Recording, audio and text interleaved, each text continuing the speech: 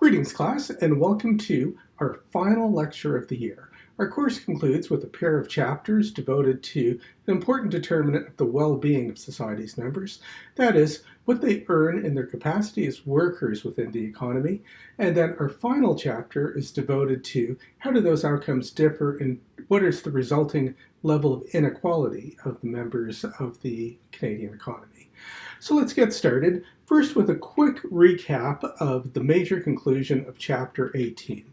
So remember here, we were devoted to what was known as the neoclassical theory of income distribution, which kind of dry. It starts with the production process, where we're looking at what drives a firm's demand for workers. So if you're looking at a company that sells apples, its demand for those who it hires to pick apples is driven by their productivity in terms of what does the marginal worker produce, and then the price of apples itself.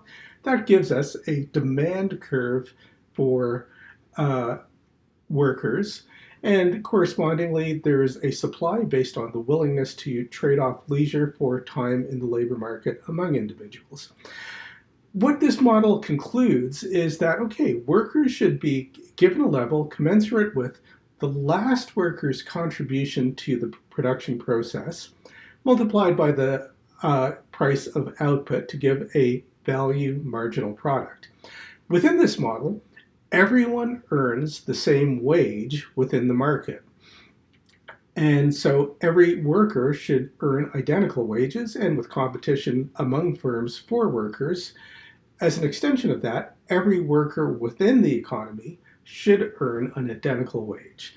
So how come that doesn't seem to really be the case? Let's take a look at what workers within the Canadian economy actually earn.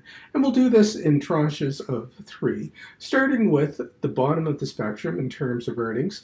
And we can see we're looking at the category of workers here that are earning under $15 an hour. And we can see, okay, there's significant components in the service industry, restaurants in particular, but we're looking at the types of jobs that typically younger workers have and that don't have yet very high levels of education. As we move up the income spectrum, we can see, okay, here we're looking at a little more white-collar work. We're looking at work that might require a higher skill level. So to be a real estate agent, you'll have to undergo some training, may take some training as well, perhaps at a post-secondary institution to be a research officer somewhere or to help with statistical tasks. And as we move further up the spectrum, we can see, well, we're looking here.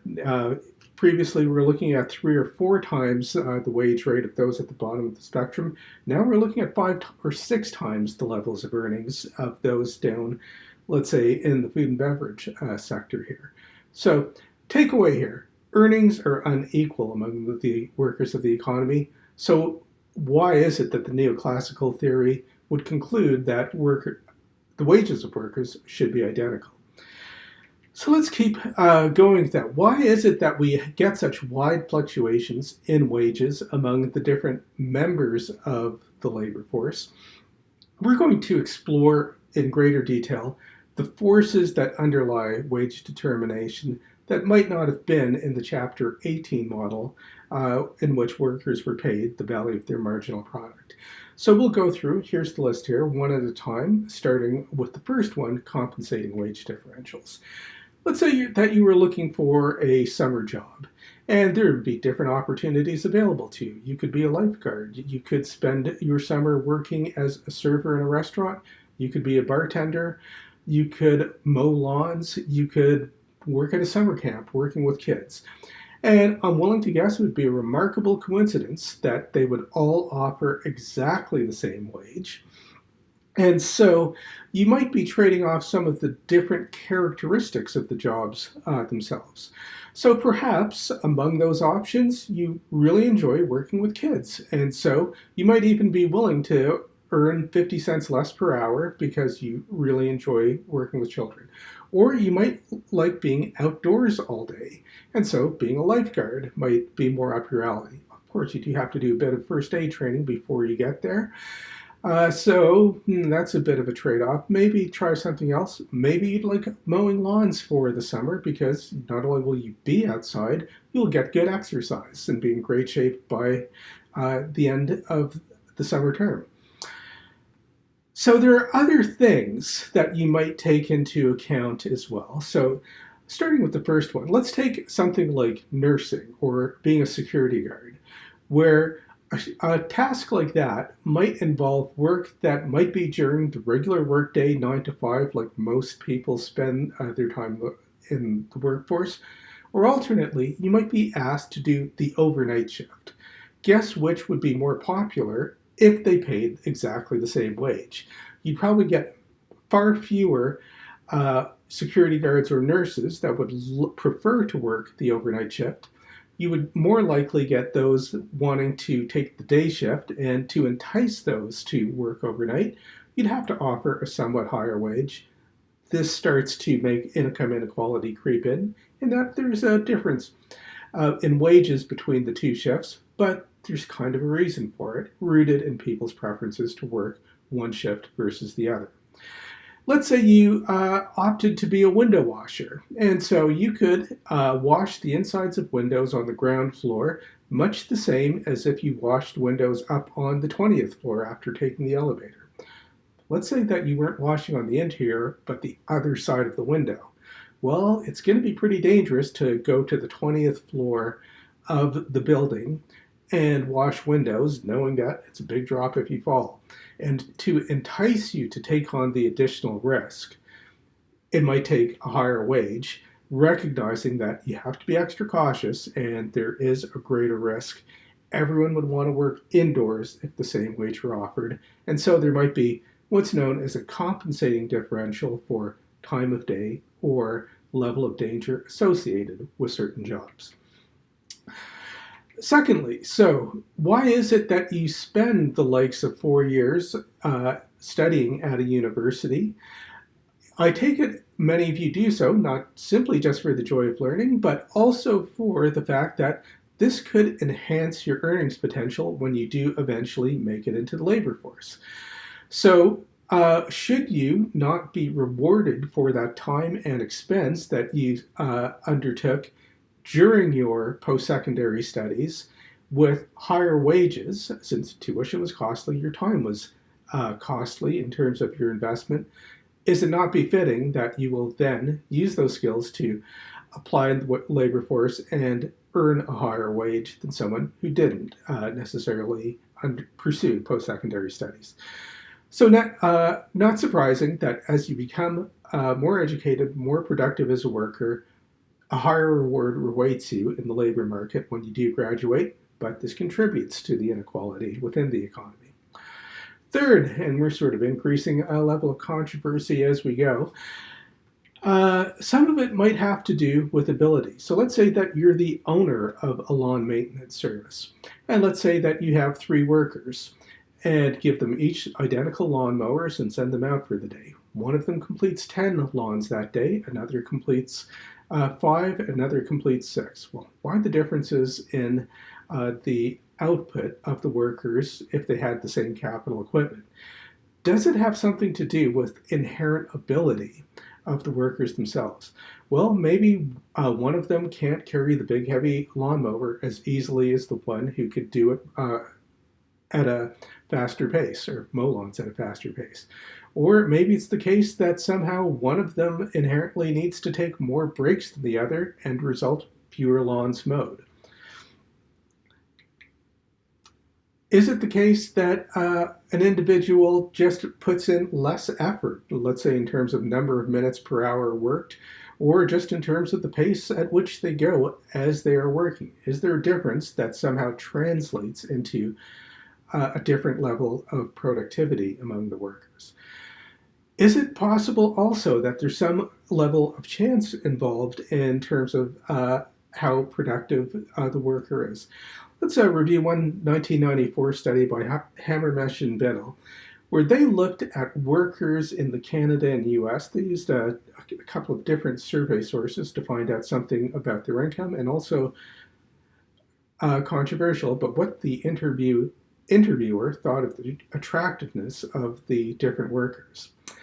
What did they find? So, workers that were assessed to be more attractive than their reference point was plain, so more attractive than the baseline plain worker, were found to earn more than plain workers. And let's go the other way. What if you were less attractive than the baseline? And they were found to earn significantly less than workers of average looks. Goodness, that's not fair. And that's not a pleasant thought at all. But is there somehow a link to what might be the underlying causal factor for this? Well, let's say that you're someone like a real estate agent, where to be a successful real estate agent, to have a lot of sales, you need a lot of customers. If customers are drawn to you and quite willing to take your business card and quick to remember you when they need to buy or sell a property, maybe that somehow translates into the number of houses you sell. Attractiveness might be part of that. Or think of it another way in terms of, okay, sadly, part of looks are genetic, but a big part of it is not. So part of it might be that, okay, so if you were assessed to be above average looks, that might mean that you had the discipline to get up at 5 in the morning and go for a jog before even starting the day. And that might mean that you, with regularity, made it down to the hairdresser and got a manicure, whatever else is involved, but you had the discipline to handle that life skill. Since you're disciplined, does that also mean that the same sort of ability to stick to a schedule, to get to the hairdresser on time, will make you disciplined when it comes to work tasks, so that you will make meetings, you won't miss appointments with customers, and you will be likewise productive when in the labor force. The alternate explanation that it's just discrimination. So your employer liked what they saw when they called you in and wanted to see you with regularity, and just a form of discrimination, not an equal chance given to other workers that came in interviewing for the same job. The fourth factor that we'll look at as a contributor to differences in wages among the members of the labor force is that of signaling. Signaling is a way of thinking about the educational process that is different than the human capital theory that we just went over. The idea of signaling is that, okay, within a post-secondary program of study, there's a lot of abstract concepts. So you have numbers for whom the square root is -1 in mathematics, so imaginary numbers. When is an imaginary number ever going to help you in the labor force? And you have Nietzsche's theory of eternal return, and you have the theory of excess capacity that we've covered. When are these concepts going to be applicable to you as you carry out your future work? The idea of signaling is that, much of it is conceptual, but it still serves a purpose in terms of it's able to distinguish between two different types of potential workers. I hope the world doesn't work like this, but let's assume there's high ability individuals and low ability individuals. The high ability individual will have a charmed life when it comes to university studies.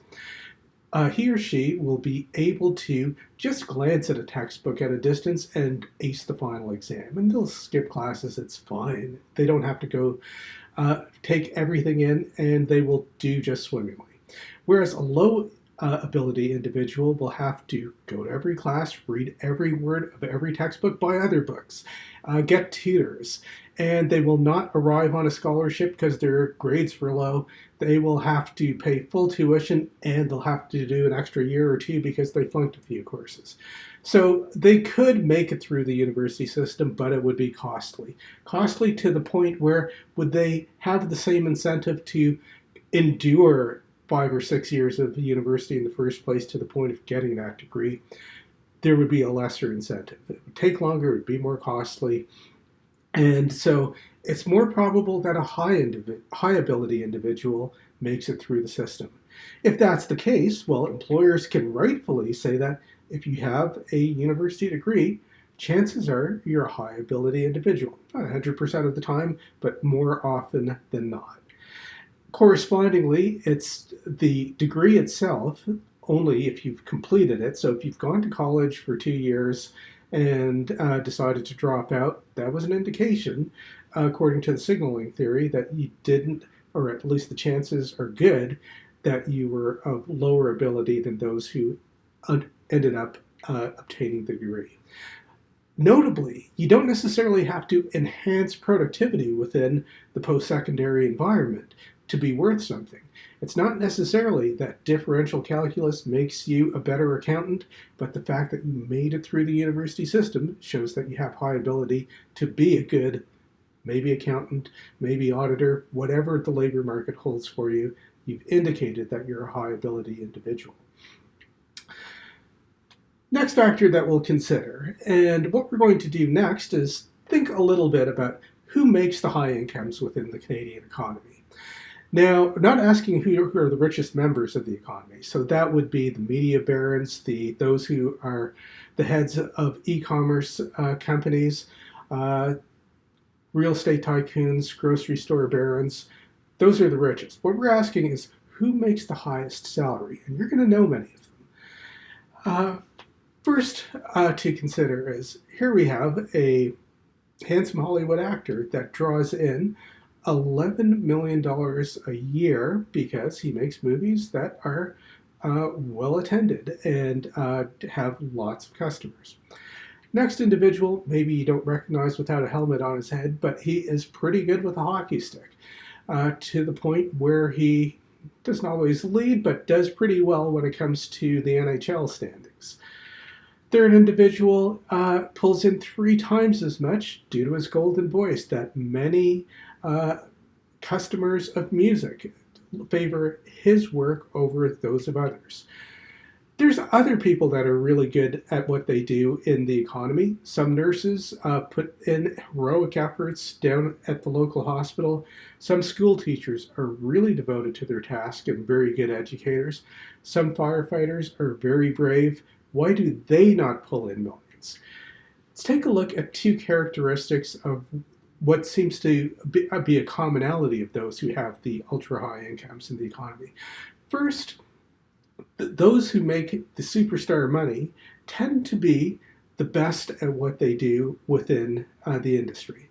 So you might be the best loved musical performer or the best hockey player among the 800 or 900 within the NHL, or when choosing between the limited number of music purchases over the course of the year, you might pick up a Michael Bublé song over others. Secondly, it's possible to do so. You can, as a worker, serve millions of different customers. So if you go to a hockey arena, well, you might be one of 20,000 that showed up that night in the interest of seeing Connor McDavid work his magic. And it might be possible for millions of individuals to see a Ryan Gosling film, or millions of individuals to buy a song by Michael Bublé. Is it likewise true that you can buy the service, millions of customers can buy the services of a single school teacher or a single electrician? They might be quite good at what they do, but they're not capable of serving as many customers. So these 2 characteristics are what characterize the superstar phenomena, and why it is it exists in some professions, not others. Final contributing factor to the inequality of wages in the labor market, let's go through a few of the reasons that wages might be higher than the equilibrium. Chapter 6 introduced the notion of a minimum wage. Governments might think the equilibrium wage is lower than desirable. And so what they might do is raise it higher than what would be the natural equilibrium, which is great for the workers that find jobs at that higher minimum wage. But there's also another side of workers that don't find jobs at that higher wage. You're introducing an inequality within the labor market. Unions, likewise, raise wages above what would have been the competitive equilibrium wage in the labor market, but something higher than that. Great if you are a unionized member that earns more than you otherwise would have, but that introduces lower wages for those that are outside the union. Third idea is the notion that, okay, let's say that the competitive wage among students, university students over the summer is $15 per hour. What if you said, okay, I want to pay university students $25 for the per hour for the 4 summer months? You're going to get the most capable applicants to choose from. You're going to get a large number of applications, choose the ones that seem to have the most experience, are the most productive, that are going to mow not 10 or 12 lawns, but 20 lawns per day, to the point where, okay, this higher wage induces the corporation to get a better caliber of workers. Maybe they work harder, knowing that if I lose this job, I'm not making the high wage, I'm going down to the ordinary lower competitive wage. Don't want to miss a day of work because that's going to not look good. I might lose this high paying job and have to accept a lower one. So you might get a stronger performance from workers. Okay, so, and then the second category of reason for which wages differ among workers in the economy might be the discriminatory category. Before we take a look at the first of the factors, just some observations about earnings in the Canadian labor market. First one, it pays to be white. Ethnic minorities earn less on average than white workers. Secondly, Aboriginal workers earn less when they work off reserves, an order of magnitude of 10% than non-Aboriginals. Third, female workers earn 80% on average what male workers do. Despite these observations, it is still difficult to point to the earnings differences as entirely discriminatory. There might be other factors at work. For instance, females tend to have more years of education and in general have less labor market experience than males on average. Maybe some of that is a contributing factor to the lower average earnings. What if also, take the example of Aboriginal workers, what if schooling on Aboriginal reserves was stronger in the cultural sense, and indeed maybe that's one of the motivations to have separate schools, that greater ties to Aboriginal culture, but differ in ways in terms of the enhancement of the skills that lead to higher performance in the workplace. So before we proceed, and again, controversial stuff, I know, but let's take a look at the difference in the gender balance of different categories of occupation here. Many categories of jobs are lumped together in this Stats Canada categorization here. But one of the things to note, let me take a look with you.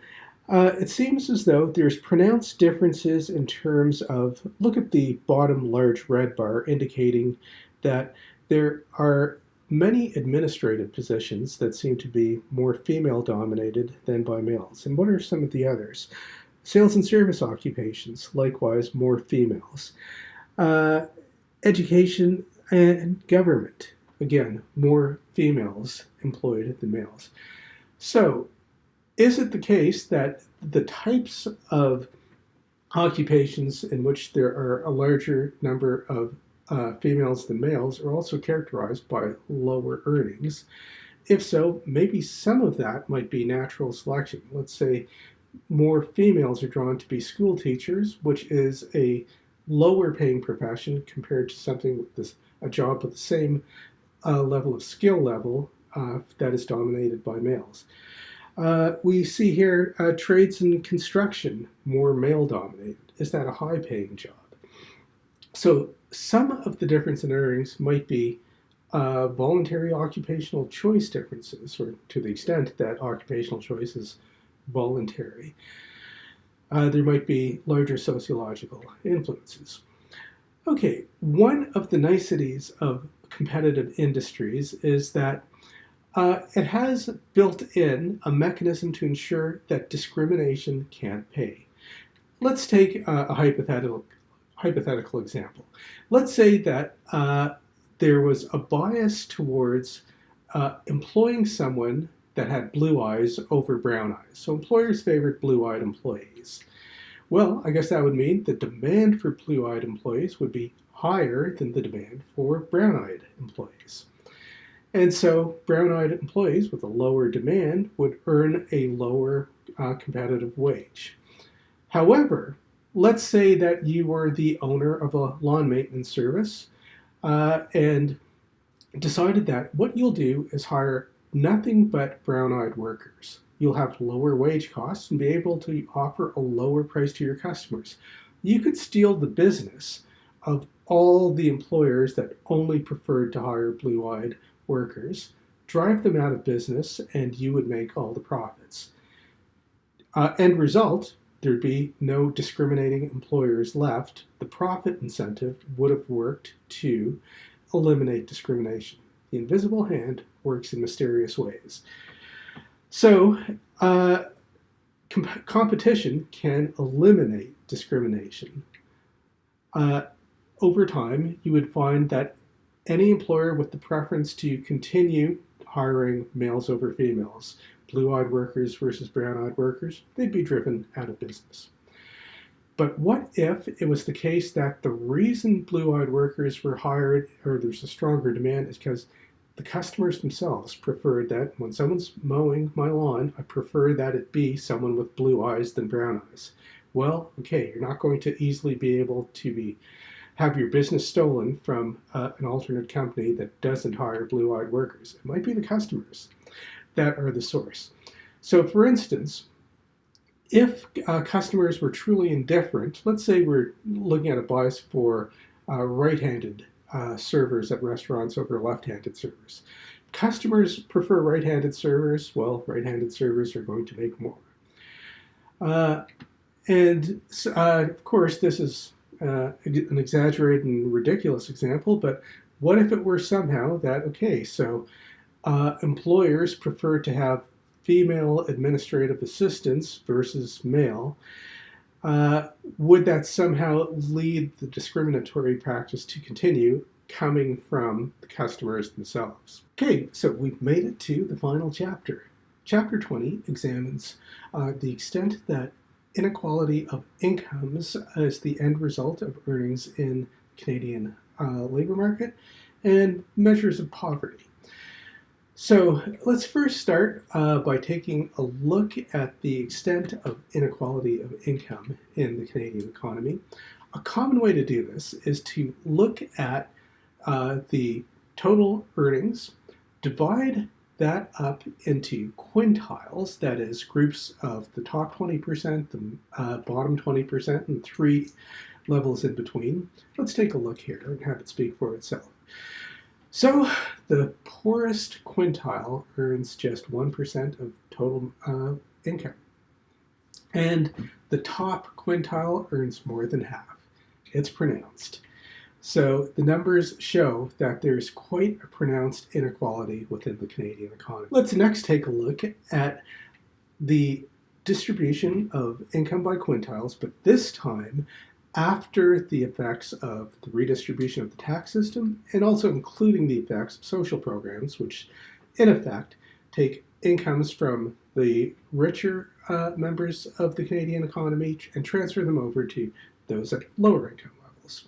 And we can see a much less pronounced degree of income inequality, in that taxes take from the rich, give to the poor. Likewise, social programs, say employment insurance, those who've lost their job over the year and might have low incomes will receive transfers from those who worked the full year, such that the difference is not as great as it would have been otherwise. So the high inequality is mitigated somewhat by the tax system and social programs. If we were to compare Canada to other countries around the world, let's take a representative look at 13 of our peer countries here. Canada is not the worst offender when it comes to the degree of inequality. We're third among this peer group here. Notably, inequality is lower in Canada than in the United States, and quite substantially lower. But the likes of Sweden and Germany are characterized by lower degrees of inequality. So next we turn to how poverty is measured. A common approach is to define some level of income below which you're considered to be poor, or a family is considered to be poor.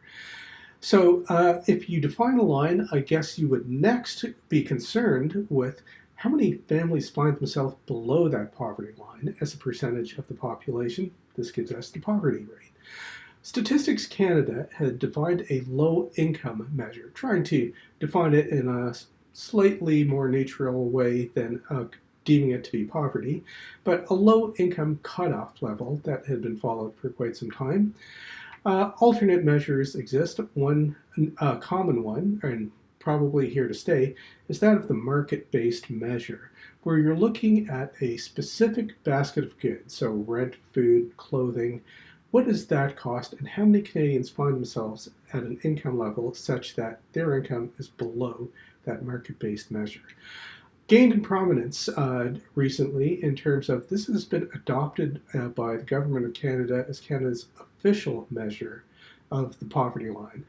I don't think we've had an official measure before, but now, I guess, once identified, we're going to be tracking it with regularity.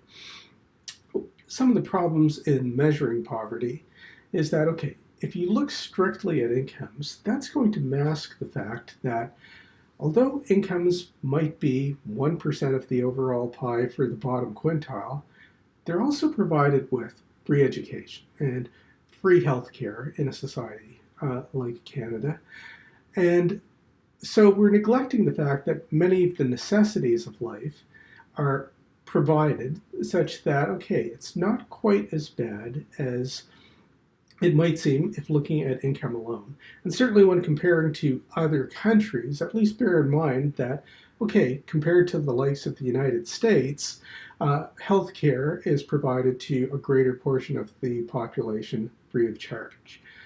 So if included, you would see maybe a greater level of poverty if we didn't include these in-kind transfers, and a lesser extent if we did take into account these effects. Another element of this might be, is this just the natural workings of the economy as it is? Let's put it this way. So right now you find yourself in post-secondary studies, and assume that you're a full-time university student right now. Hope I'm wrong about this, but chances are you're not making a very high six-digit salary just yet. That day will come, but for now you're training so that eventually that will be true. You might have modest income right now, but when you start working, your income will be considerably higher. And eventually a point will come, maybe you'll work until you're 120 years old, but I'm hoping part of the good life means that you stop working somewhere around the age of 68 or so. And at that point, when you stop working, hopefully life is good, but maybe you're not earning as much as before. Okay, when it comes time to measure income quintiles, is this really just an indication of a well-functioning economy? Young people are being trained. When they're trained, they earn higher incomes and then enjoy their golden years with a lesser labor market incomes. Hopefully they have all sorts of retirement income coming in, but it's not labor market income. So your measures of inequality are at least a bit exaggerated by the effect of this economic life cycle. So if you really wanted to measure inequality, what you would do is measure lifetime earnings of an individual compared to everyone else within society. Data like that does not exist, and so a bit of a stab in the dark in terms of measuring the true extent that inequality exists within the Canadian economy or any economy. On top of that, although you might be quite poor now as a member of the economy, to help finance your expenses, you could convince a bank that, okay, although you're poor now, you won't always be. You're going to, after graduation, have a good income, which merits lending you money now to smooth over the fact that though you're not earning much, you'll be able to pay it back. All of this through the magic of student loans. Likewise, when you are earning high incomes during your working life, you might set some of that aside, not for consumption today, but for consumption later when you retire. So again, the seemingly low income in retirement is countered by the fact that you've saved for that occasion, you've seen it coming. Another element of measuring inequality is, would a truer measure incorporate also the fact that, let's say that you are part of a low income family now. What would be said is that, okay, you're also going to remain poor because you didn't earn a university degree and always stayed at the low skilled wages. And then your children, likewise, the cycle continued. They didn't get an education. But in an economy like Canada, what we see is that the opportunities are there. Just because your grandparents were poor doesn't mean that your parents were poor, you were poor, and your children will be poor. There is a mobility between economic classes, again, through the magic of subsidized university educations and student loans and free provision of primary school education. A system like Canada's economy has mechanisms to prevent people from being poor from generation to generation, but it does exist. So the more concerning factor might be, if measured, we might see that Canada, not the best example of it, but in other societies, a poor family now can predict that the grandchildren will also be poor. Converse of that a rich family might perceive that 4 generations from now, they're still going to be rich. Economic mobility among generations is not great. What should we do in the presence of inequality? Let's go through these schools of thought one by one. First of them, utilitarianism. The doctrine of utilitarianism was introduced by Jeremy Bentham and advanced by John Stuart Mill. The idea of utilitarianism is, what is a good decision for society? A good decision is one that promotes happiness for the greatest number of individuals. So utilitarianism defines itself as the doctrine of promoting happiness among society's members. The best choice for a society is the one that leads to the greatest aggregate happiness. Now, how do you measure happiness? It'd be hard to do in some concrete unit. True, utilitarians will use units called utils, but it might be easier as an ordinal thing rather than a tangible measurable. In terms of, although, how many units of happiness are you today? That's hard to answer, but you might be able to say, I'm happier today than I was yesterday, but I'm not as happy as I was a week ago. So you can get an ordinal ranking. So if you are able to sort of get measures of well-being among people, what you should do is try to maximize that total level of happiness and redistribute income in a manner such that overall happiness is maximized for the community as a whole. Now, you might be inclined to think, well, that would mean to maximize happiness, you'd have equal income among everyone, or be indifferent that maybe all income was earned by one individual, since it's all earned by someone, so as long as one person has it, it's good for the community. Well, the idea of utilitarianism is it's premised on the fact that if you give a millionaire an extra dollar, yes, they'll be marginally more happy, but that extra dollar would have meant more to someone on the poorer end of the spectrum. So if you gave someone with a zero income an extra dollar, that dollar would have been spent on the basic necessities of life and brought a heck of a lot more satisfaction than upgrading the grade of wine on a yacht for a millionaire. So what you want to do is ensure that the happiness for those at the bottom end of the spectrum was given greater attention than those at the top end of the spectrum. The addition to society's happiness would be greater in that manner. So at higher levels of income, yes, you always increase happiness as you further increase income, but it's more on luxury goods that are not really necessities of life. Focus on improving the lot of the poorer end, and you will thereby maximize the well-being, maximize the happiness of society as a whole. Now, That doesn't mean that everyone has the same income. Indeed, that would probably, if everyone had the same income, what incentive would there be to mow that 12th lawn when someone else is only mowing 5 or 6? Everyone would get the same income. Why work hard? So you don't want to kill the incentive system within a market economy, but give some thought to the end outcome by how things are distributed, bearing in mind you improve happiness more by giving to the poor than the rich.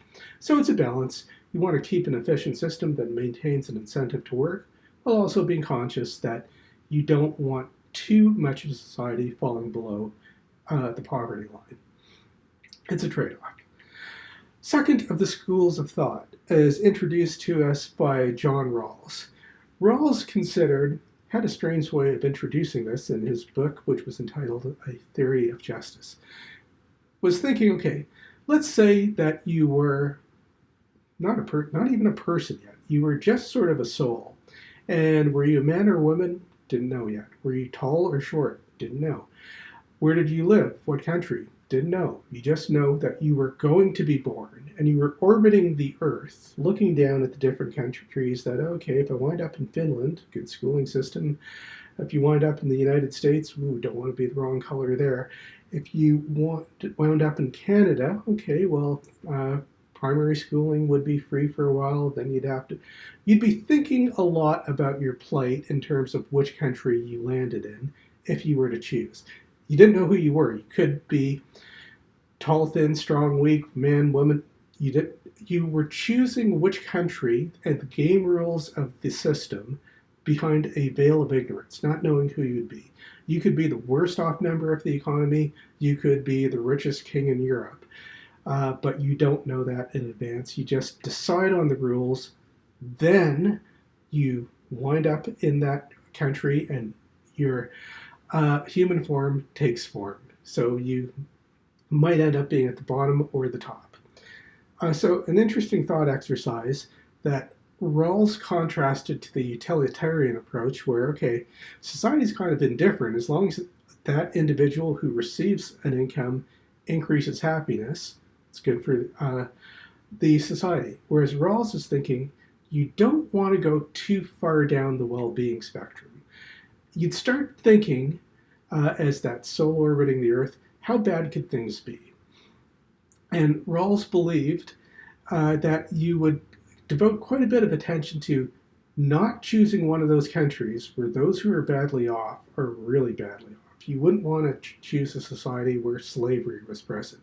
Even if there were trillionaires within that economy, you don't want to be on the wrong end of that bargain.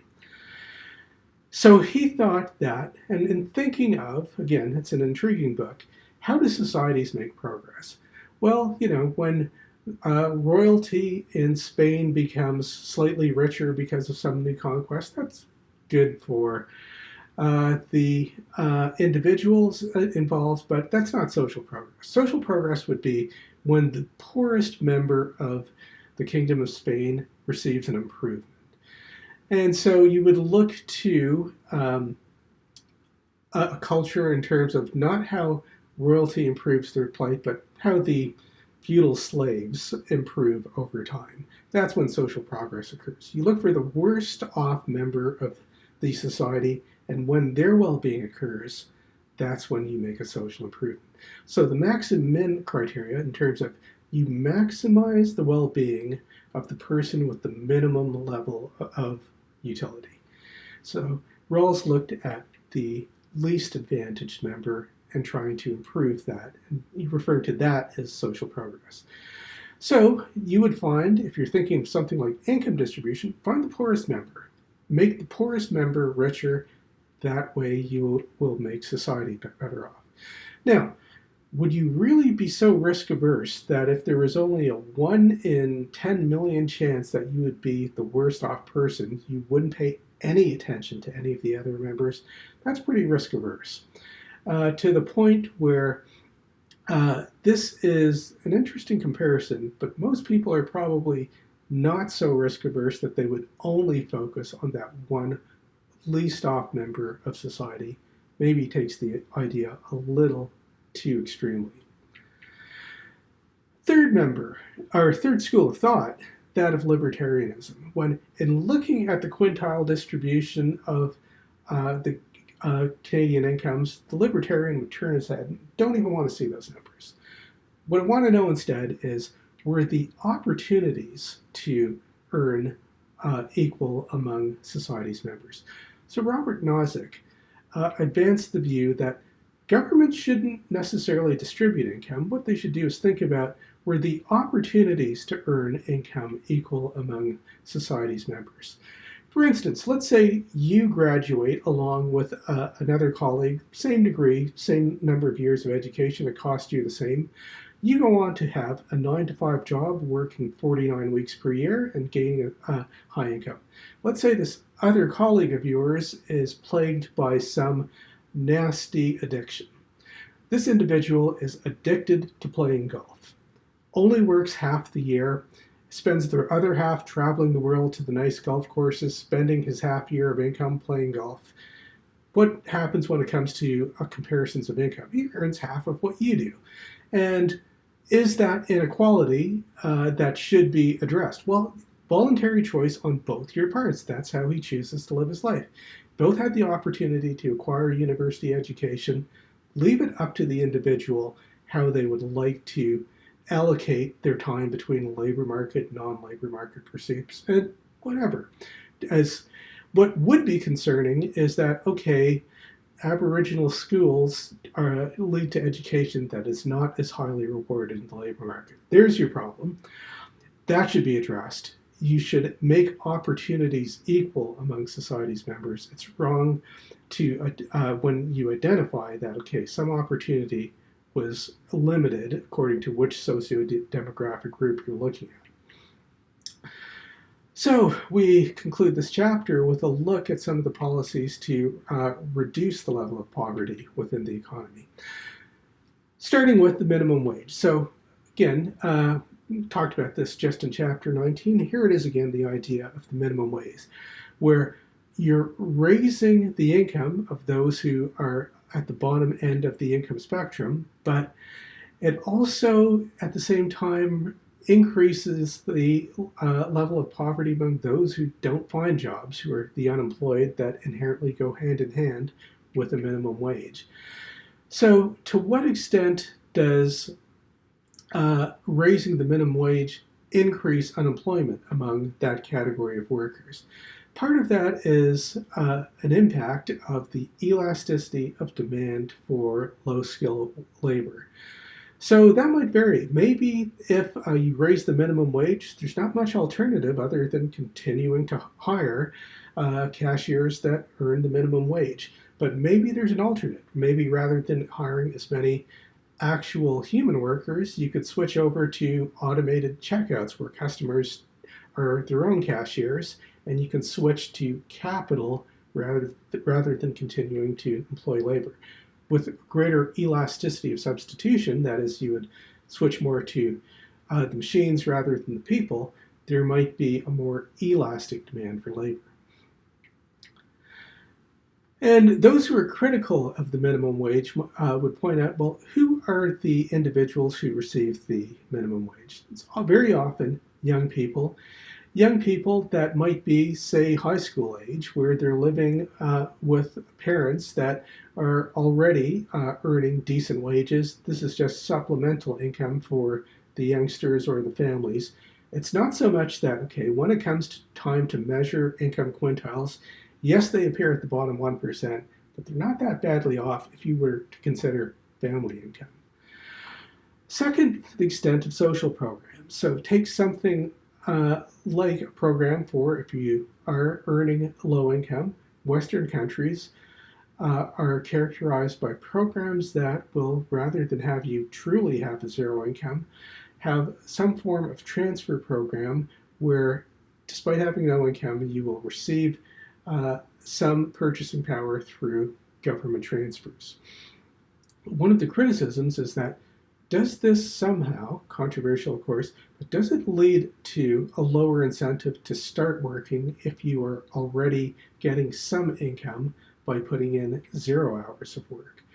And depending on which province or territory you live in Canada, sometimes the additional income you would make by earning, say, working, say, 20 hours a week might be clawed back by government to the order of magnitude that 70% of the additional amount you earn is lost to payback to governments, to the point where it's not tempting to pursue additional hours of work, at least in marginal, if we consider marginal hours, because of the disincentive effect of losing most of the income.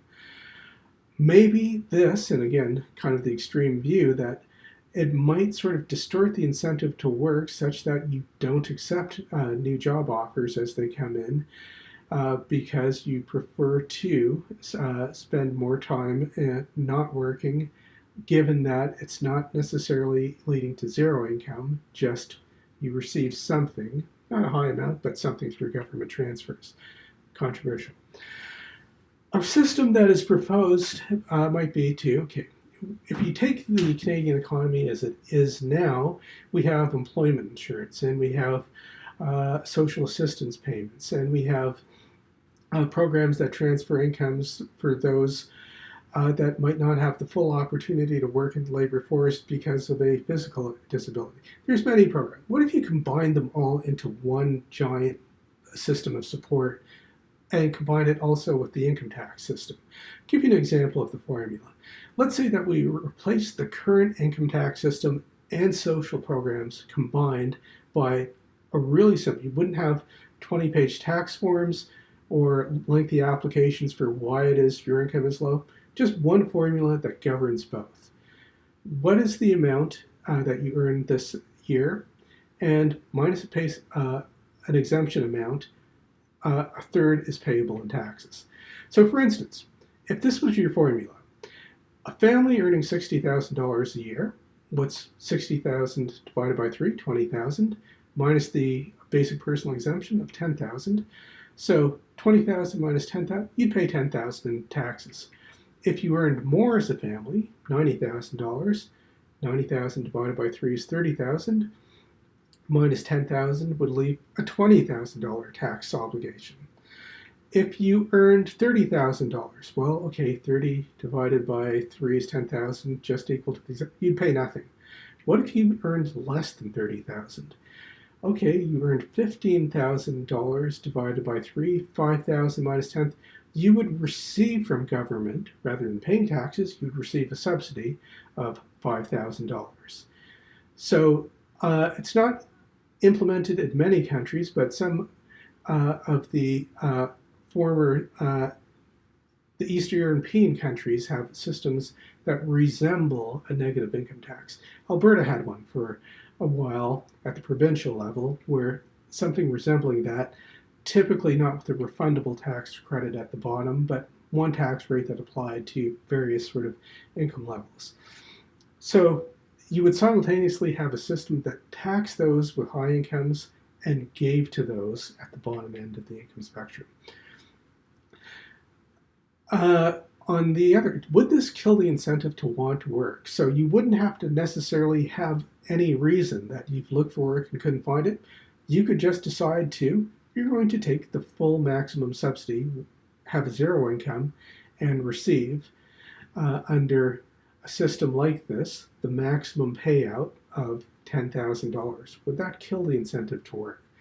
So since it's not been tried anywhere, it's been as a social experiment a few places, it's hard to really know what the impacts would be.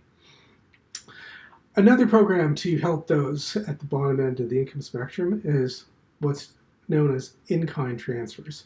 I've alluded to this already, but Canada has many programs where if your income is low or high, you still receive free access to education for a family's children. Or independent of your income level, you will receive the right to visit a hospital and get free treatment as a citizen or permanent resident of Canada. So part of this is the things that in other countries those with low incomes would fear are taken care of through in-kind transfers through government. So advocates say that, okay, in this way you can transfer the goods that are most needed by those with low incomes. But on the other hand, maybe it's hard for governments to know exactly what it is most needed by those with low incomes. The final of the mitigating influences on inequality that we'll look at is that of employment insurance. Let's say that you happened to study 2 decades ago a computer language. Let's say that you are an expert in Turbo Pascal. That probably didn't work out for you very well, in that it's kind of a defunct programming language. Although you probably worked very hard, it seemed promising at the time, it just did not go on to be something that was in high demand. And so it might not be unthinkable that you can't find work given your skills as a Turbo Pascal programmer. So while you are looking for your next job, you will receive a payment from government based on the fact that while you're working, you paid employment insurance premiums. So both workers and employers pay into the employment insurance fund. And when a worker becomes unemployed, that fund is used to make payouts to other workers. In truth, it doesn't work like that. More is paid out than is paid into the system. So a debate is, should the program be funded more like a true insurance measure? That is, the payouts exactly equal what's paid in, or is it actually a transfer program and should be sort of thought of as something that is a draw on government funds? So many critics of the program say, well, you should at least rate it by experience. Take an industry like construction, where construction slows down in the winter. And so not unexpected that the likes of employment insurance is collected by construction workers when it gets cold. Very same time that ski resorts are booming, and workers at ski resorts are going to have a very slow summer unless they switch to a different line of work, and employment insurance might be collected. So if you're getting into the pattern where you're once a year collecting this, maybe your premium should be higher than those for the general population of workers that don't draw on with as great a frequency. Maybe the premium should be proportional to risk.